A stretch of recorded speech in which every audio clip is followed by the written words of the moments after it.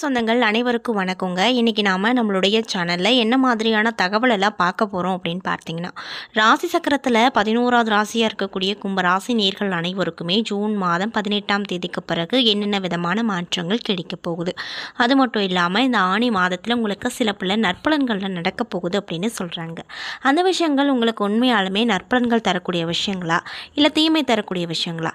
நற்பலன்களாக இருக்கக்கூடிய விஷயங்கள் அப்படின்னா அது என்னென்ன, தீமை தரக்கூடிய விஷயங்கள் அப்படின்னா அது என்னென்ன அப்படிங்கிறத பற்றி தான் நான் இன்றைக்கி இந்த வீடியோ பதிவின் மூலியமாக உங்கள்கிட்ட முழுசாக சொல்ல போகிறேன். இந்த பதிவில் சொல்லக்கூடிய எல்லா வித தகவலுமே உங்களுக்கு கண்டிப்பாக பயன் தரக்கூடிய விஷயங்களாக தான் இருக்குங்க. ஸோ வீடியோவை ஸ்கிப் பண்ணாமல் தொடர்ச்சியாக பாருங்கள். அது மட்டும் இல்லாமல் இது போன்ற ஆன்மீகம் சம்மந்தப்பட்ட வீடியோஸ் எல்லாம் நீங்கள் முழுசாக பார்க்கணும் அப்படின்னு ஆசைப்பட்டால் நம்மளுடைய சேனலை மறக்காமல் சப்ஸ்கிரைப் பண்ணிவிட்டு கீழே இருக்கும் பெல்லைக்கானையும் மறக்காமல் கிளிக் பண்ணுங்கள்.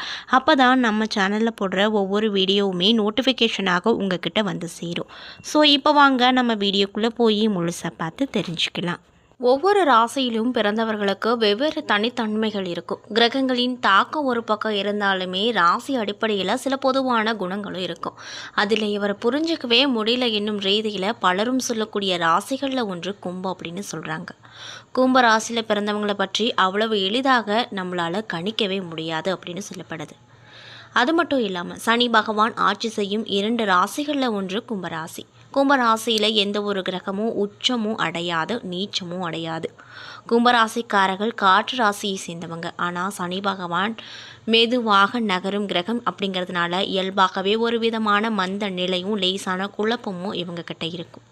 மேலும் இந்த தன்மையை இவர்கள் மிகவும் தனித்துவமாக வெளிப்படுத்துவதும் பிடிவாதம் அதிகமாக இருக்கும். நீதி, நேர்மை, நியாயம் என்று சனி பகவான் காரகத்துவங்களை வெளிப்படுத்துவார்கள். மேலும் கும்பராசியில் பிறந்தவங்க எல்லா விஷயத்தையுமே தீவிரமாக கருதுவாங்க. எல்லா விஷயத்தையும் எளிதாக நினைக்க மாட்டாங்க. பொதுவாக ஒரு சில ராசிக்காரர்களுக்கு பிடிவாத குணம் அதிகமாக இருக்கும் என்று கூறப்படுது. அதில் கும்ப ராசியும் ஒன்று என்பது குறிப்பிடத்தக்கதாக பார்க்கப்படுது. கும்ப ராசிக்காரர்கள் தன்னுடைய நிலைப்பாட்டில் உறுதியாக இருப்பாங்க. பிடிவாத குணம் அதிகமாக இருப்பதால் எதையும் அவ்வளவு எளிதில் மாற்றிக்கொள்ள மாட்டாங்க. மேலும் இயல்பாகவே கும்பராசியில் இருக்கும் நட்சத்திரங்கள் மற்றும் கிரகங்களின் தன்மையால் இவங்க எல்லா விஷயத்தையுமே தீவிரமாக ஆய்வு செய்து சிந்தித்து முடிவெடுப்பாங்க. கும்பராசிக்காரங்க கடினமாக உழைப்பாங்க. அதே நேரத்தில் புத்திசாலித்தனமாகவும் செயல்படுவாங்க. எவ்வளவு கடினமான வேலையாக இருந்தாலுமே அதை சுலபமாக செய்து முடிப்பாங்க. உடல் பலம் மட்டுமல்லாமல் மன பலமும் இவங்களுக்கு அதிகமாக இருக்கும். கும்பராசிக்காரர்களுக்கு ஜோதிட ரீதியாக பார்க்கும் பொழுது ஒரு கிரகம் நன்மை தரும் அமைப்பிலும் அதே கிரகம் மற்றொரு விதத்தில் தீமை தரும் அமைப்பிலும் இயல்பாகவே அமைந்திருப்பதால் கும்பராசினருக்கு ஜாதகம் பார்ப்பது கடினமாக இருக்கும் அப்படின்னும் ஜோதிட சாஸ்திரத்தில் சொல்லப்பட்டிருக்கு. அது மட்டும் இல்லாமல் பிடித்தவர்களோடு நன்றாக பழகும் கும்பராசினர் பிடிக்காதவங்களை முழுமையாக தவிர்த்து விடுவாங்களாம். மற்றவர்களை எடை போடுவதில் வல்லவர்களாக இருப்பாங்க. மனப்பக்குவம் அதிகமாக இருந்தாலும் கூட இவர்களோடு அவ்வளவு எளிதாக பழக முடியாது என்பது கும்பராசினரிடம் நம்மளால் காண முடியும். அந்த விஷயங்களும் இவங்களுக்கு பலவீனமான ஒரு விஷயமா பார்க்கப்படுது. இதனால தான் கும்பராசி எவ்வளவு புத்திசாலியாக இருந்தாலும் கூட வெளி உலகில் இவர்கள் குழப்பவாதிகளாகவே காணப்படுவாங்க அப்படின்னு சொல்லப்படுதுங்க. மேலும் தன்னுடைய தேவைக்கு ஏற்ப வசதிகளை பெருக்கிக் கொள்வார்கள். அதே நேரத்தில் சிக்கனத்தையும் கடைபிடித்து ஆடம்பரத்தை தவிர்க்கவும் முயற்சி எடுப்பாங்க அப்படின்னு சொல்லப்படுதுங்க. மேலும் பொதுவாகவே கும்பராசினருக்கு வாழ்வில் படிப்படியாக நல்ல வளர்ச்சி ஏற்படும் அப்படின்னும் குறிப்பிடத்தக்க ஒரு விஷயமா பார்க்கப்படும் அப்படின்னு சொல்லப்படுது.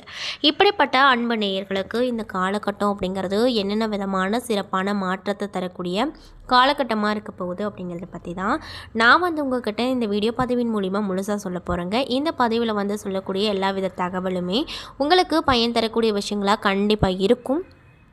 ஸோ வீடியோவை ஸ்கிப் பண்ணாமல் தொடர்ச்சியாக பாருங்கள். மேலும் கும்பராசிக்காரங்க யாராவது இந்த வீடியோவை பார்த்துட்ருக்கீங்க அப்படின்னா நான் சொன்ன விஷயம்லாம் உங்களுக்கு மேட்சாக இருந்துச்சுன்னா நம்மளுடைய கமெண்ட் பாக்ஸில் எஸ் அப்படின்னு சொல்லி மறக்காமல் பதிவிடுங்க. ஸோ இப்போ வாங்க நம்ம கும்பராசிக்காரங்களுக்கு இந்த காலகட்டம் என்ன விதமான மாற்றத்தை தரப்போகுது அப்படிங்கிறத பற்றி தெளிவாக பார்த்து தெரிஞ்சுக்கலாம். ஜூன் மாதம் 15ஆம் தேதி முதல் ஜூலை மாதம் 16ஆம் தேதி வரையிலான ஆணி மாதத்தில் கும்பராசிக்காரர்களுக்கு கிடைக்கப் போகின்ற பலன்கள், அதிர்ஷ்டங்கள், கவனமாக இருக்க வேண்டிய விஷயங்கள் அப்படிங்கிறத பற்றி தான் நான் இன்றைக்கி இந்த பதிவில் உங்கள்கிட்ட முழுசாக ஷேர் பண்ண போகிறேன். ஸோ வீடியோவை ஸ்கிப் பண்ணாமல் தொடர்ச்சியாக பாருங்கள். பொதுவாகவே மாதாந்திர கிரகம் என்று சொல்லக்கூடிய சூரியன், செவ்வாய், புதன், சுக்கிரன் ஆகிய 4 கிரகங்களின் மாற்றத்தை வைத்தே கணிக்கப்படுது அப்படின்னு சொல்லப்படுதுங்க. அது மட்டும் இல்லாமல் இந்த ஆணி மாதத்தில் மேச ராசியில் சுக்கிரனும், மிதுன ராசியில் புதன், குரு, சூரியன் ஆகிய 3 கிரகங்களும், சிம்மத்தில் செவ்வாய், கேது என 2 கிரகங்களும், கும்ப ராசியில் சனி, ராகு ஆகிய கிரகங்களும் அமைஞ்சிருக்கு அப்படின்னு சொல்லப்படுதுங்க.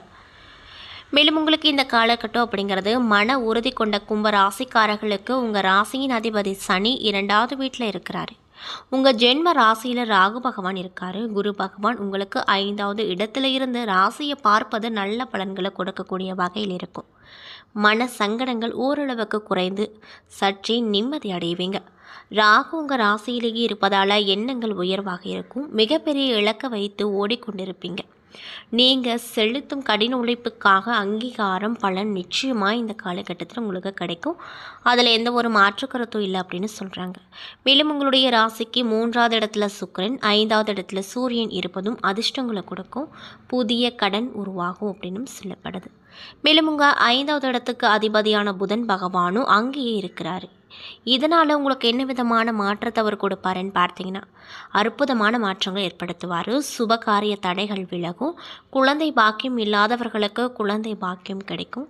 திருமண வாய்ப்புகள் கைகூடி வரும். மேலும் மாத பலன்களில் சூரியன், செவ்வாய், புதன், சுக்கிரன் கிரகங்களின் அமைப்பு அப்படிங்கிறது ரொம்ப முக்கியமான ஒரு விஷயமாக பார்க்கப்படுது. மேலும் 7வது அதிபதி 11வது இடத்துல இருப்பதால் எடுத்த காரியங்கள் ஜெயம் உண்டாகும். காதல் உறவில் வெற்றி கிடைக்கும். தாயாரின் ஆரோக்கியத்தில் இருந்து வந்த பிரச்சனை விலகி முன்னேற்றம் கிடைக்குங்க. மேலும் புதிய நிலம், வீடு, வண்டி, வாகனம், நகைகள் வாங்குவதற்கான வாய்ப்பு உங்களுக்கு இந்த காலகட்டத்தில் நன்றாகவே அமைஞ்சிருக்கு அப்படின்னு சொல்கிறாங்க. மேலும் தொழிலில் மேற்கொள்ளும் புதிய முயற்சிகள் அனைத்துமே உங்களுக்கு பலன் கொடுக்கும். அது மட்டும் இல்லாமல் மெக்கானிக்கல், ஆட்டோமொபைல், கட்டுமானம், இரும்பு சம்பந்தப்பட்ட துறைகளில் இருப்போர், துப்புரவு பணியாளர்கள், புரட்சியாளர்கள், போராளிகள் ஆகியோருக்கு இந்த காலகட்டம் நன்றாகவே இருக்கும். சமூகத்தில் அவர்களின் பெயர், புகழ் அப்படிங்கிறது அதிகரிக்கும். உத்தியோகத்தில் புதிய பொறுப்புகள் கிடைக்கப் போகுது. போட்டித் தேர்வில் வெற்றி கிடைக்குங்க. மேலும் பணி சுமை, அலைச்சல் சற்று அதிகமாக இருக்கும். குழந்தைகளால் சற்று விரையும் கிடைக்கும். கூட்டு தொழிலில் கவனமாக நீங்கள் இருக்கணும். வார்த்தைகளில் மிக மிக எச்சரிக்கையாக இருக்க வேண்டும் அப்படின்னு சொல்லப்படுது. அது மட்டும் இல்லாமல் எதிர்பாலின உறவில் அதிக எச்சரிக்கையாக இருக்க வேண்டும். நண்பர்களோடு வீண் விவாதத்தை தவிர்ப்பது இந்த காலகட்டத்தில் ரொம்ப நல்லது அப்படின்னு சொல்கிறாங்க. மேலும் நீங்களும் ஒரு சில விஷயத்துலலாம் கவனமாக இருக்கணும் அப்படின்னு சொல்லப்படுதுங்க. அந்த விஷயங்கள்லாம் என்னென்னு பார்த்தீங்கன்னா, முதலீடு சார்ந்த விஷயத்தில் மிக மிக கவனமாக இருக்கணும். இப்போதைக்கு எந்த முதலீடு செய்கிறீங்களோ அதையே செய்யுங்க. புதுசாக எந்த ஒரு முதலீடு செய்ய வேண்டாம். முக்கியமாக பெரிய தொகை போட்டு எந்த முதலீடும் இந்த காலகட்டத்தில் நீங்கள் பண்ண வேண்டாம் அப்படின்னு சொல்லப்படுதுங்க. அதையும் மீறி நீங்கள் பண்ணீங்க அப்படின்னா நிறைய விதமான சிக்கலில் மாட்டிக்குவீங்க. அதனால் பார்த்து கவனமாக இருங்க. அது மட்டும் இல்லாமல் நீங்கள் இந்த காலகட்டத்தில் சந்திராஷ்டம தாக்கம் அதிக அளவில் இருப்பதால் மனக்குழப்பம், அழுத்தம் ஏற்பட வாய்ப்பு அமைஞ்சிருக்கு. மேலும் இந்த விஷயங்களெல்லாம் தீர்க்க அருகில் இருக்கக்கூடிய விநாயகர் கோவில் சென்று வழிபட்டு வாருங்க மற்றும் சர்வேஸ்வரரை வழிபாடு செய்யுங்க. மற்றும் இதனால் உங்களுக்கு ஏற்றம் நிறைந்த காலமாக உங்களுக்கு இந்த காலகட்டம் அப்படிங்கிறது நிச்சயமாக கிடைக்கும். ஸோ நம்பிக்கையோடு இந்த ஒரு விஷயத்தை தொடர்ச்சியாக செஞ்சு பாருங்கள். அதுவும் முக்கியமாக சந்திராஷ்டம காலத்தில் நீங்கள் நார்மலாகவே கோயிலுக்கு போயிட்டு வந்துட்டு இருந்தீங்க அப்படின்னா உங்களுக்கு ஏதாவது மன அழுத்தம், மன குழப்பம், இல்லைன்னா கடன் சார்ந்த பிரச்சனை ஏதாவது இருந்தால் கூட அது ஒரு நல்ல முடிவை ஏற்படுத்தக்கூடிய வகையில் கண்டிப்பாக இருக்கும். ஸோ இந்த ஒரு விஷயத்தை செஞ்சு பாருங்கள். மேலும் அலுவலகத்தில் உயர் பதவி, உயர் அந்தஸ்து வருவதற்கான ஆளுமை திறன் மிக்க நபராக இருப்பீங்க. அது மட்டும் இல்லாமல் உங்களுடைய பணம் சார்ந்த விஷயத்தில் ரொம்ப கவனமாக நீங்கள் இந்த காலகட்டத்தில் கண்டிப்பாக இருக்கணும் அப்படின்னு சொல்லப்படுதுங்க. சண்டை சச்சரவு, தேவையில்லாத பழக்கங்கள், தகாத உறவுகள், காவல் நிலையம், வம்பு வழக்குகள் என பலவிதமான பிரச்சனைகளை சந்தித்து வந்திருப்பீங்க. மாற்றமே இல்லை அப்படின்னு வருத்தப்பட்ட உங்களுக்கு இந்த காலகட்டம் அப்படிங்கிறது மாற்றத்தை தரக்கூடிய காலகட்டமாக நிச்சயமாக இருக்கும். அதில் எந்த ஒரு மாற்று கருத்தும் இல்லை அப்படின்னு சொல்லப்படுதுங்க. என்ன நண்பர்களே, இந்த பதிவின் மூலிமா கும்பராசியை சேர்ந்தவங்களுக்கு இந்த ஆணி மாதம் எப்படி இருக்க போது, குறிப்பாக அந்த ஜூன் 18க்கு பிறகு என்னென்ன விதமான சிறப்பான நற்பலன்களை நீங்கள் பெற போகிறீங்க அப்படிங்கிறத பற்றி தெளிவாகவும் விரிவாகவும் நான் இந்த பதிவின் மூலியமாக உங்ககிட்ட சொல்லியிருப்பேன். இந்த பதிவில் சொல்லியிருக்கக்கூடிய எல்லா வித தகவலுமே உங்களுக்கு பயன் தரக்கூடிய விஷயங்களாக தான் அமைஞ்சிருக்கும். ஸோ வீடியோ பிடிச்சிருந்தால் லைக் பண்ணுங்கள், ஷேர் பண்ணுங்கள். அது மட்டும் இல்லாமல் இது போன்ற ஆன்மீகம் சம்மந்தப்பட்ட வீடியோக்குள்ளெல்லாம் நீங்கள் முழுசாக பார்க்கணுன்னு நினச்சா நம்மளுடைய சேனலை மறக்க மறக்காமல் சப்ஸ்கிரைப் பண்ணிவிட்டு கீழே இருக்கும் பெல் ஐக்கானையும் மறக்காமல் கிளிக் பண்ணுங்கள். அப்போ தான் நம்ம சேனலில் போடுற ஒவ்வொரு வீடியோவுமே நோட்டிஃபிகேஷனாக உங்ககிட்ட வந்து சேரும். நன்றி.